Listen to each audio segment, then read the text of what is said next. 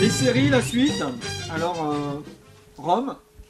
Excellente série. Voilà, excellente série. Rome qui a été inspirée entre autres par Gladiator hein, de Ridley Scott au niveau de la mise en scène. On a là une série qui est hallucinante. D'une part, au niveau historique. Au niveau historique, il y a une reconstitution qui est tellement bien faite qu'on a du mal quand on commence à regarder la série au début, on a du mal à s'attacher aux personnages parce qu'ils sont tellement brutals qu'on se demande. Puis quand on a compris au bout d'un certain moment que c'est l'époque qui veut ça, que les Romains étaient des barbares et que c'est l'époque qui veut ça, on s'attache vraiment aux personnages et là on est pris vers l'histoire. Et donc c'est une vraie leçon d'histoire. Je pense que si on nous apprenait l'histoire comme on nous l'apprend dans ce film, comme la façon dont on l'apprend dans ce film, je pense que les musées seraient aussi populaires que les bars. Quoi. Ouais. Les gens iraient autant dans les bars que dans les musées. Parce que cette série, elle donne vraiment envie de s'intéresser à cette époque et elle est vraiment très bien reconstituée. En fait, les scénaristes, ils ont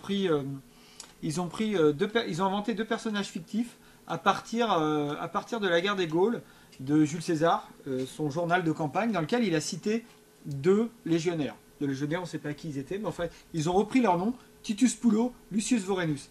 Et Titus Pullo, Lucius Vorenus, dans la série Rome, ils ont un destin qui va venir se tresser autour de personnages historiques qui ont réellement existé. Et donc là, en regardant la série, on apprend énormément sur l'histoire, on apprend énormément sur des personnages historiques.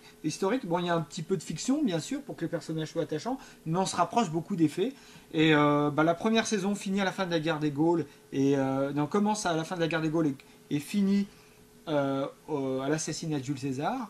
Et la deuxième saison, celle-là, commence après l'assassinat de Jules César et finit au suicide de Cléopâtre et de Marc-Antoine. Et vraiment, moi, c'est une des meilleures séries que j'ai jamais vues. Il y a vraiment les moyens. Et puis le scénario, c'est extrêmement bien écrit. Excellent, très beau texte. Les acteurs et actrices, excellents. Voilà. Très bonne réalisation. Cinématographie, très bonne. Hein. On s'ennuie pas du tout. Non, on s'ennuie pas en tout. C'est 2 saisons. Alors, ça commence même milieu puis une fin. C'est pas comme il y en a 7, 8, 9, 10. Ça jamais de fin, là, comme ouf. Puis c'est vraiment une ou 2 saisons. Et on n'a pas besoin d'avoir des références historiques pour pouvoir découvrir Rome. On regarde Rome et après, après avoir vu Rome, on a des références historiques. Exactement. Donc on peut regarder des films un peu plus... Moi j'ai revu Cléopâtre, le film Cléopâtre, après avoir vu ce film. Tout d'un coup, le film Cléopâtre, il m'a paru beaucoup plus compréhensif, il m'a paru beaucoup plus fluide, parce que je connaissais un petit peu l'histoire à travers la série Rome que j'avais vue. C'est vraiment une belle, c'est vraiment une très belle réalisation cette série. Quoi. Voilà une autre série, voilà pour finir, Minuit le soir, série québécoise. Moi je dois dire une chose, c'est que j'ai découvert cette série-là au Québec et j'ai été impressionné. J'ai été impressionné, c'est bien écrit. C'est percutant, c'est percutant, c'est bien écrit, il y a de l'émotion, c'est vraiment très fort. Et vraiment, les scénaristes québécois sont vraiment très très bons pour les séries. Hein. Moi je dois dire une chose, si jamais il y a des Québécois qui ont des complexes par rapport aux Français, moi j'ai un remède efficace. Hein. Vous regardez cette série, puis après vous regardez les séries françaises. Hein. Vous allez vous dire qu'ils sont vraiment bien meilleurs. Quoi. Enfin, en tout cas, vous avez vraiment des super séries. Quoi.